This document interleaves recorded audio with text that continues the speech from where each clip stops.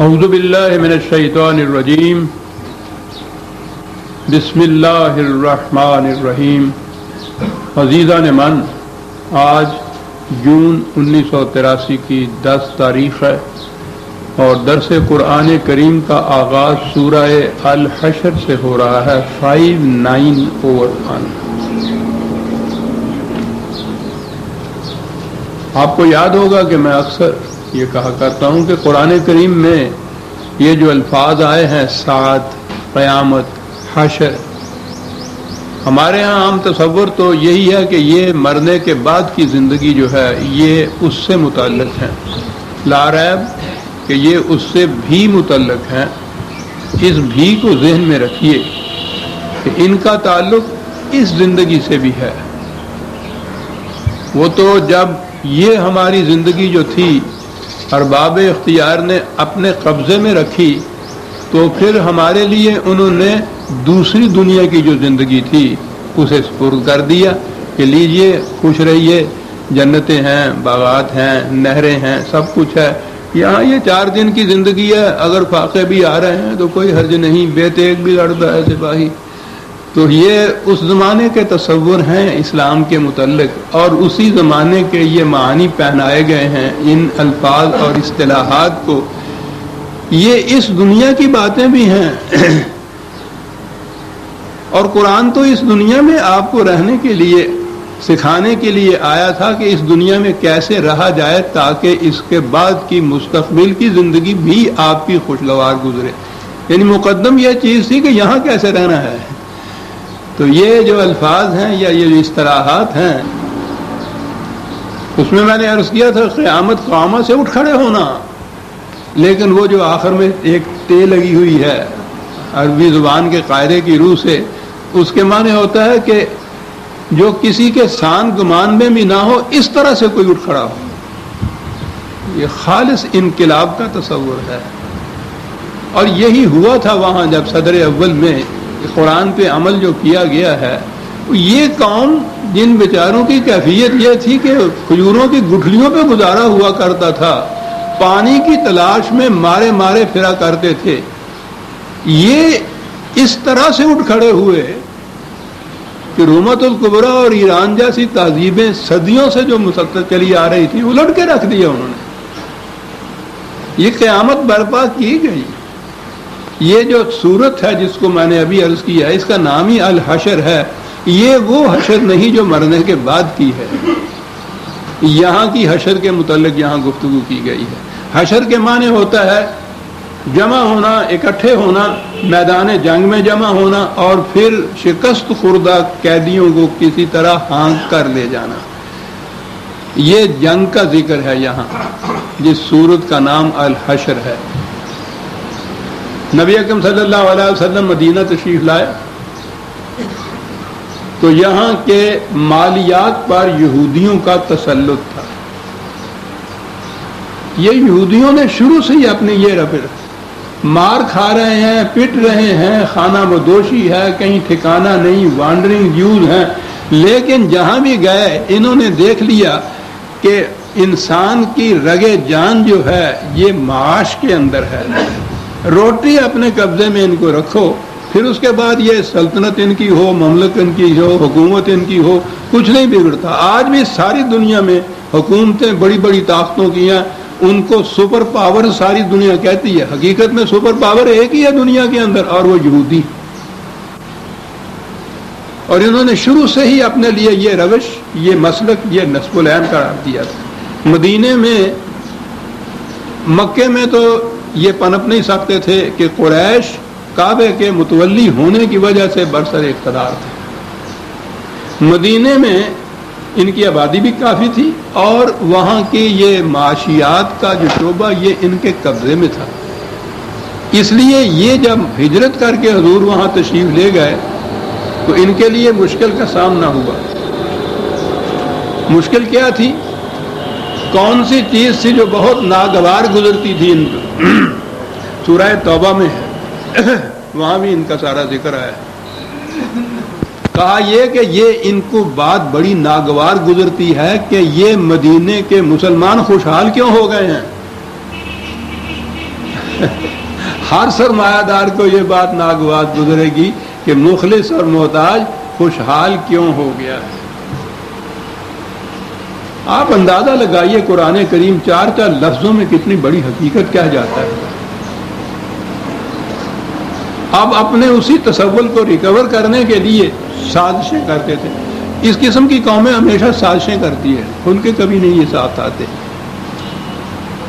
بدر کی جنگ میں جو نازک ترین لمحہ آیا ہے اس امت کے اوپر, نوزائیدہ امت مہاجروں کی قسم کی مدینے میں آ کے بسی ہوئی, بے سر و سامان, اور ادھر سے قریش یورش کر کے پورے اہتمام اور انتظامات کے ساتھ ہجوم کر کے آگے مدینے میں. ان کو بھی بیٹھنے کو بجالوں کو فرصت بھی نہیں ملی تھی.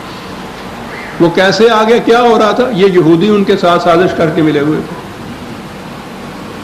وہاں انہیں شکست ہوئی تو اس کے بعد انہوں نے یہاں اندر ہی مدینے میں قبائل کو اپنے ساتھ ملانا شروع کیا. یعنی وہی سازشیں, زیر زمین سرنوشیں, وہی کمینہ حرکتیں, پسماندگی. کھل کے میدان میں آنے والی بات نہیں ہے.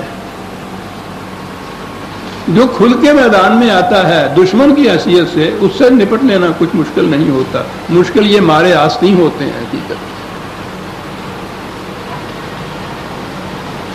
تو اس کے بعد انہوں نے مدینے میں ان کے 2 مشہور قبیلے تھے, بنی قریظہ اور بنی نذیر.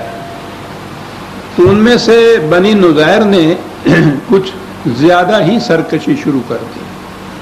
تو پھر ان کی مدافعت کے لیے امت مسلمہ کو اٹھنا پڑا, جماعت مومنین کو اٹھنا پڑا ان کے مقابلے کے لیے.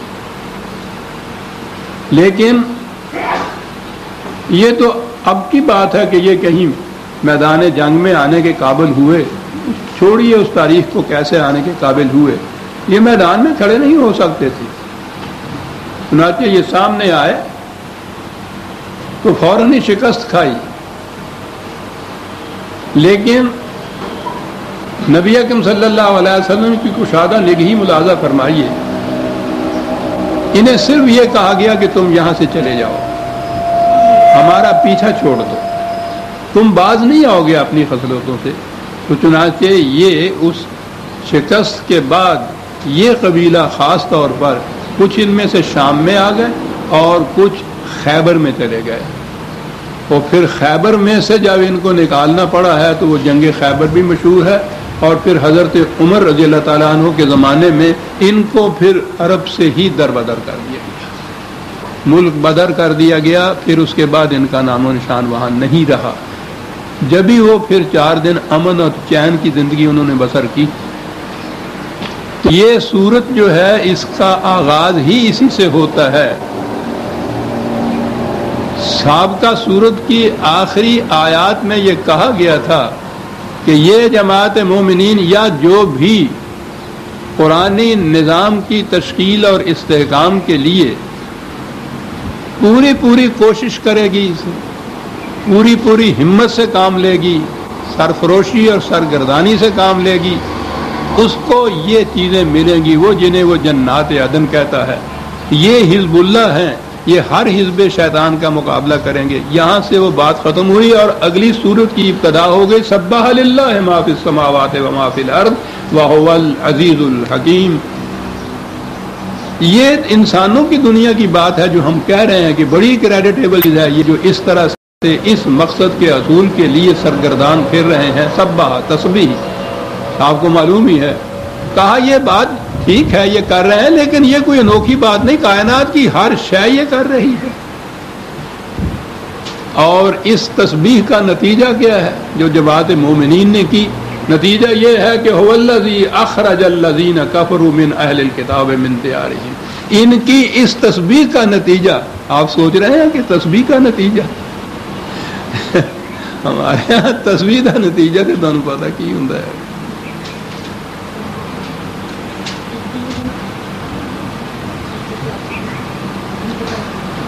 اس میں گن کے وہ جیسے وہاں حساب کھولا ہوا ہے بینک کے اندر, اس میں اس لیے ہوتا ہے کہ دانے گنے ہوئے ہوتے ہیں تاکہ وہ علمیہ رپڑ نہ مار دے معاذ اللہ. پہنی تسبیحاں ہوئی ہیں تیرے والے؟ ہاں جی، کہاں سے کہاں پہنچا دیتے ہیں بات کو، الفاظ کو نہیں بدلتے، ویسے رہنے دیا کہ قرآن کی حفاظت کا ذمہ خدا نے لیا تھا، انہوں نے کہا کہ ٹھیک ہے جی آپ اسے محفوظ رکھتے پھریے، اس کے الفاظ کو دیکھیے تو صحیح ہم اس کے ساتھ کرتے کیا ہیں۔ کرتے یہ ہیں کہ اس نے کہا تھا تسبیح کے معنی کسی مقصد کے حصول کے لیے انتہائی کوشش سے سرگرداں رہنا، اور انہوں نے اس کے بعد وہ بدھوں کے ہاتھ سے عیسائیوں کے واسطے سے ایک تاگے میں پروئے ہوئے دانے وہ لیے اور قوم کو اس میں لبھا دیا کہ خدا نے تسبیح کا حکم دیا ہے، بیٹھو اور تسبیحاں پھیرتے رہو تم۔ سبح للہ کا نتیجہ یہ تھا کہ یہ اہل کتاب میں سے جنہوں نے اعلانیہ سرکشی اختیار کی، یہاں کفر کے معنی سرکشی ہو جائے گا، اختیار کی، ان کے ساتھ کیا کیا جائے گا؟ اخرج الذین کفروا من اہل الکتاب من دیارہم لاول الحشر، یہ آ گیا حشر کا لفظ، پہلے ہی میدان جنگ کے اندر پہلے ہی جب یہ جمع ہوں گے اور ان کے ساتھ مٹ بھیڑ ہوگی تو اس کا نتیجہ یہ ہے کہ ان کو ان کے شہروں سے نکال دیا جائے گا، ان کی بستیوں سے نکال دیا جائے گا۔ یہ ہے وہ حشر جو یہاں ہوتی ہے برپا،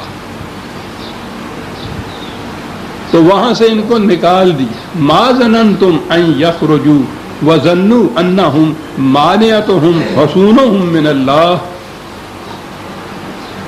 یہ سمجھتے یہ تھے کہ ہم نے جو اپنے قلعے بنا رکھے ہیں، محفوظ دیواریں کھڑی کر رکھی ہیں، اور ہمیں یہاں سے کوئی نہیں نکال سکتا۔ کہا انہیں پتہ نہیں ہے کہ غلط روش زندگی کے جو نتائج آتے ہیں تباہ کن، تو وہ پھر دیواروں اور قلعوں کو نہیں دیکھا کرتے، وہ ان حفاظتی دیواروں کو پھاند کے بھی چلے جایا کرتے ہیں۔ فَآتَاهُمُ اللَّهُ مِنْ حَيْثُ لَمْ يَحْتَسِبُوا، لفظ تو یہی ہے کہ اللہ ان کے اوپر پھر ان مقامات سے آیا جن کا یہ سان گمان بھی نہیں کر سکتے تھے۔ اللہ تو نہ کہیں آتا ہے نہ کہیں جاتا ہے۔ یہ کون آئے تھے؟ یہ حزب اللہ آئے تھے، خدا کی پارٹی جسے خدا نے خود اپنی جماعت، اپنا لشکر، اپنی پارٹی کہا ہے اس کو۔ تو جہاں جہاں آپ قرآن میں دیکھیں گے کہ خدا نے یہ کیا، اللہ آیا، اللہ نے یہ کہا، یہ اس کے قوانین کو نافذ کرنے والی جو جماعت تھی، یہ سب کچھ اس کے ہاتھوں سے ہوتا تھا۔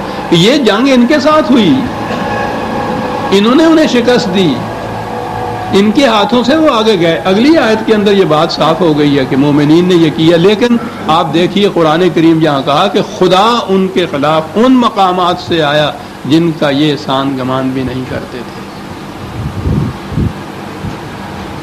ہاتھ ہے اللہ کا، بندہ مومن کا ہاتھ۔ انسانوں کی دنیا کے اندر خدا جو اپنی رسپانسبلٹی، ذمہ داری پوری کرتا ہے، وہ ہمیشہ ان انسانوں کے ہاتھوں سے کراتا ہے، خود نہیں آتا، لیکن ان کو منسوب کرتا ہے اپنی طرف۔ ٹھیک ہے،